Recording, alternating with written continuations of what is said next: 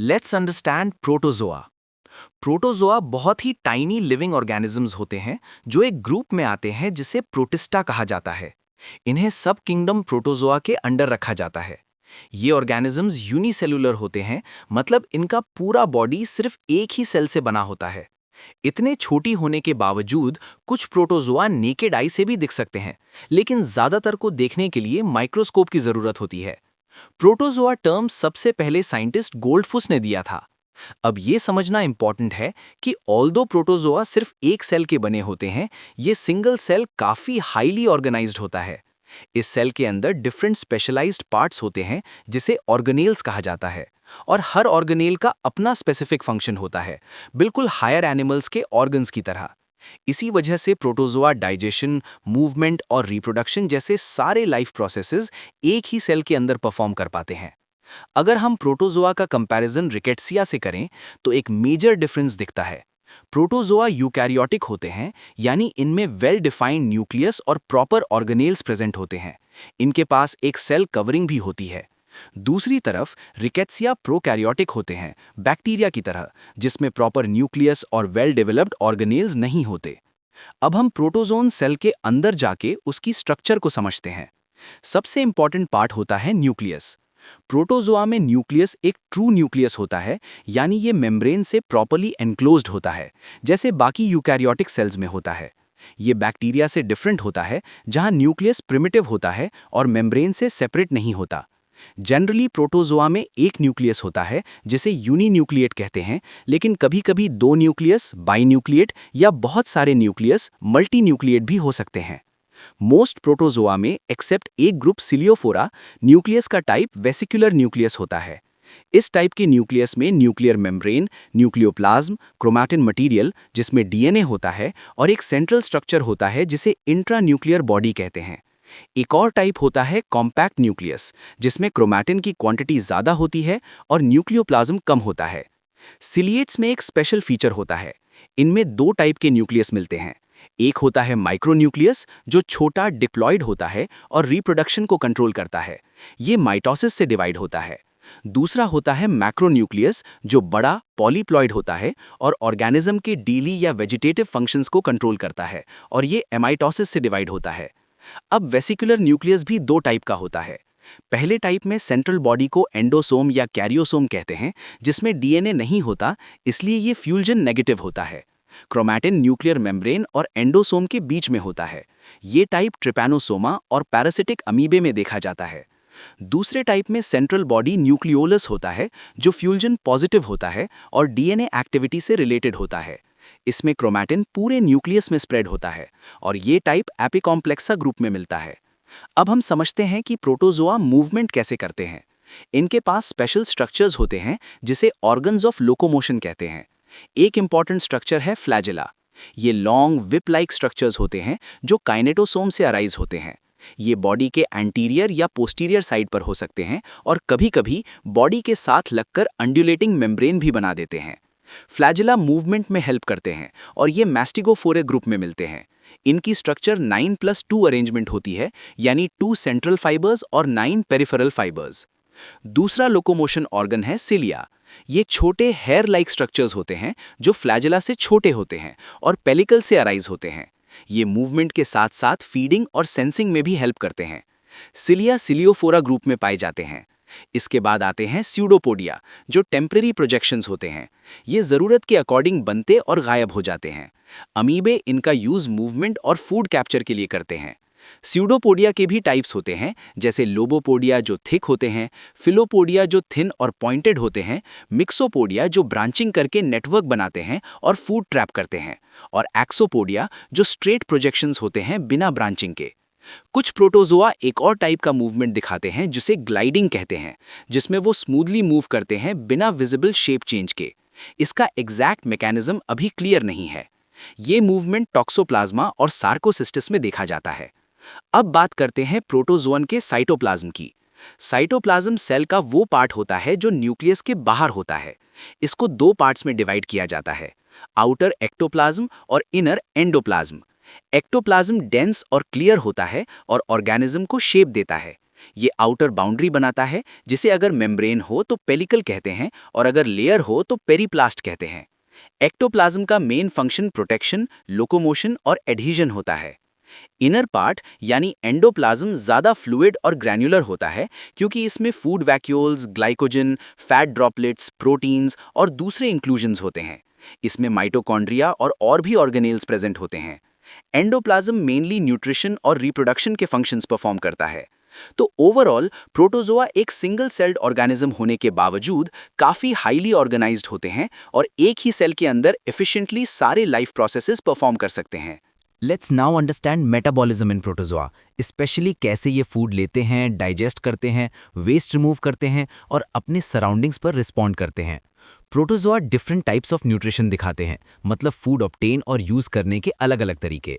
सबसे पहला है ऑटोट्रॉफिक न्यूट्रिशन, जिसमें ऑर्गेनिज्म कंप्लीटली इनऑर्गेनिक सब्सटेंसेस पर सर्वाइव कर सकता है। इस टाइप में प्रोटोजोआ अपना खुद का फूड प्रिपेयर करते हैं बाय सिंथेसाइजिंग प्रोटीन्स, कार्बोहाइड्रेट्स और lipids from simple inorganic materials. ये टाइप ऑफ न्यूट्रिशन मेनली एक ग्रुप में देखा जाता है जिसे फाइटोफ्लैजिलेट्स कहा जाता है। ऑटोट्रॉफिक न्यूट्रिशन का एक स्पेशल फॉर्म होता है होलोफिटिक न्यूट्रिशन। इस प्रोसेस में प्रोटोजोआ कार्बोहाइड्रेट्स प्रिपेयर करते हैं यूजिंग क्लोरोफिल, बिल्कुल प्लांट्स की तरह। ये क्लोरोफिल क्रोमैटोफोर्स नाम के स्ट्रक्चर्स में प्रेजेंट होता है, जो साइज, शेप और नंबर में वेरी कर सकते हैं। ये टाइप भी फाइटोफ्लैजिलेट्स की कैरेक्टरिस्टिक फीचर है। नेक्स्ट आता है होलोजोइक न्यूट्रिशन, जो एनिमल्स जैसा होता है। इसमें प्रोटोजोआ सॉलिड फूड पार्टिकल्स लेते हैं, जो प्री फॉर्म्ड फूड या होस्ट टिश्यू भी हो सकता है। फूड एक माउथ लाइक स्ट्रक्चर के थ्रू अंदर लिया जाता है। कुछ प्रोटोजोआ जैसे अमीबा में ये माउथ टेम्पररी होता है, जो सूडोपोडिया एक्सटेंड करके फूड पार्टिकल को इनगल्फ करने पर बनता है। दूसरी तरफ स्पेशली सीलिएट्स में एक परमानेंट माउथ होता है, जिसे साइटोस्टोम कहते हैं। ये साइटोस्टोम सिंपल हो सकता है या एक ट्यूब लाइक स्ट्रक्चर साइटोफेरिंग्स तक लीड कर सकता है। साइटोस्टोम के अराउंड सीलिया होते हैं, जो फूड को अंदर पुश करने में हेल्प करते हैं। माउथ के आसपास के एरिया को पेरिस्टोम कहते हैं।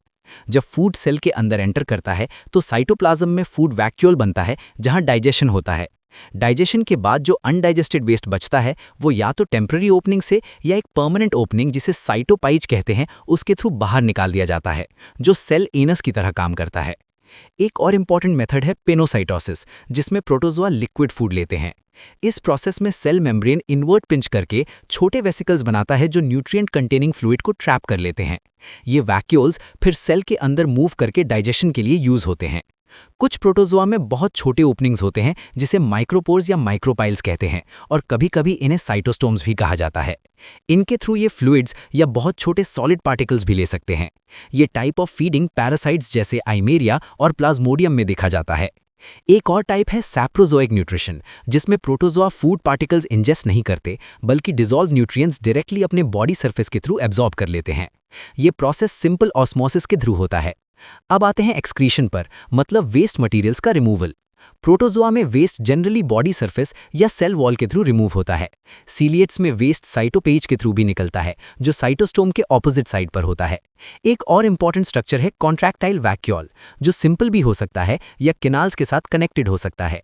ये structure specially fresh water protozoa में वाटर बैलेंस मेंटेन करने के लिए इंपॉर्टेंट होता है, क्योंकि ये एक्सेस वाटर को सेल से बाहर निकालता है। फाइनली अब समझते हैं nervous system in protozoa. Protozoa में हायर एनिमल्स जैसा ट्रू नर्वस सिस्टम नहीं होता, लेकिन इनमें कुछ स्ट्रक्चर्स होते हैं जो इन्हें अपने एनवायरनमेंट को सेंस करने और रिस्पॉन्ड करने में हेल्प करते हैं। एक ऐसा स्ट्रक्चर है सिल्वर लाइन सिस्टम, जो स्पेशल स्टेनिंग टेक्निक से दिखाई देता है। इनमें लाइट सेंसिटिव स्ट्रक्चर्स भी होते हैं, जिसे फोटोरिसेप्टर्स कहते हैं, जो पिगमेंट स्पॉट्स या मेलानोसोम्स के फॉर्म में हो सकते हैं और लाइट के रिस्पॉन्स में हेल्प करते हैं। कुछ प्रोटोजोआ में सेंसरी वैक्यूल्स और दूसरे स्पेशलाइज्ड ऑर्गेनल्स जैसे collars, stylus like structures, suckers और पोलर फिलामेंट्स भी होते हैं, स्पेशली स्पोरोजोन फॉर्म्स में, जो अटैचमेंट, फीडिंग या होस्ट के साथ इंटरैक्शन में मदद करते हैं। तो ओवरऑल प्रोटोजोआ एक सिंगल सेल्ड ऑर्गेनिज्म होने के बावजूद न्यूट्रिशन, एक्सक्रीशन और एनवायरनमेंट सेंसिंग के लिए काफ़ी एफिशिएंट सिस्टम्स रखते हैं, और ये सब प्रोसेसेस एक ही सेल के अंदर हाईली ऑर्गेनाइज तरीके से परफॉर्म होते हैं। Let's now understand reproduction in protozoa. Protozoa दो मेन वेज से रिप्रोड्यूस करते हैं, एसेक्सुअल रिप्रोडक्शन और सेक्सुअल रिप्रोडक्शन।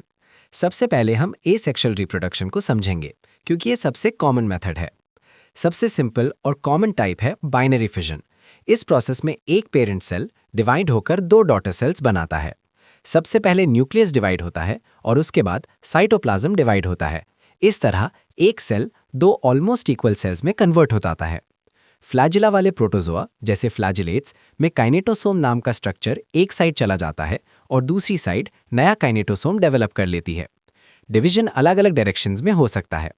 फ्लैजिलेट्स में ये यूजुअली लॉन्गिट्यूडनल होता है, यानी बॉडी की लेंथ के अलोंग, जबकि सीलिएट्स में ये ट्रांसवर्स होता है, यानी बॉडी के अक्रॉस। वेसिकुलर न्यूक्लियस वाले प्रोटोजोआ और सीलिएट्स में माइक्रोन्यूक्लियस माइटोसिस से डिवाइड होता है, जबकि मैक्रोन्यूक्लियस अमाइटोसिस से डिवाइड होता है। एक और इंपॉर्टेंट मेथड है शाइजोगोनी, जो कॉमनली एपीकॉम्प्लेक्सा ग्रुप में देखा जाता है। इस प्रोसेस में न्यूक्लियस पहले मल्टीपल टाइम्स डिवाइड होता है और उसके बाद साइटोप्लाज्म डिवाइड होता है। इस तरह एक ही सेल से एक साथ बहुत सारे डॉटर सेल्स बन जाते हैं। इस स्टेज में पेरेंट सेल को मीरोंट या शाइजोंट या सेगमेंटर या अगैमोंट कहते हैं और जो डॉटर सेल्स बनते हैं उन्हें मीरोजोइड्स या शाइजोजोइड्स कहा जाता है। अब ये जो डॉटर सेल्स हैं उनके फ्यूचर फंक्शन के बेसिस पर दो टर्म्स यूज किए जाते हैं, अगैमोंट और गैमोंट। अगर शाइजोन से बने मीरोजोइड्स फिर से एसेक्सुअल मल्टीप्लिकेशन करते हैं शाइजोगोनी के थ्रू तो उसे अगैमोंट कहते हैं। लेकिन अगर ये मीरोजोइड्स सेक्सुअल फॉर्म्स यानी गैमेटोसाइट्स में डेवलप होने लगते हैं और सेक्सुअल फेज स्टार्ट करते हैं तो उसे गैमोंट कहते हैं। अगला मेथड है बडिंग, जिसमें नए इंडिविजुअल्स पेरेंट सेल के साइड से छोटे आउटग्रोथ्स के फॉर्म में बनते हैं। एक छोटा बड पेरेंट पर बनता है, धीरे धीरे ग्रो करता है और फिर सेपरेट होकर एक नया ऑर्गेनिज्म बन जाता है। ये डिवीजन कभी कभी अमाइटोसिस जैसा लगता है। बडिंग इंटरनल भी हो सकता है और एक्सटर्नल भी, और कितने बड्स बनेंगे ये स्पीशीज पर डिपेंड करता है। बडिंग के भी डिफरेंट टाइप्स होते हैं।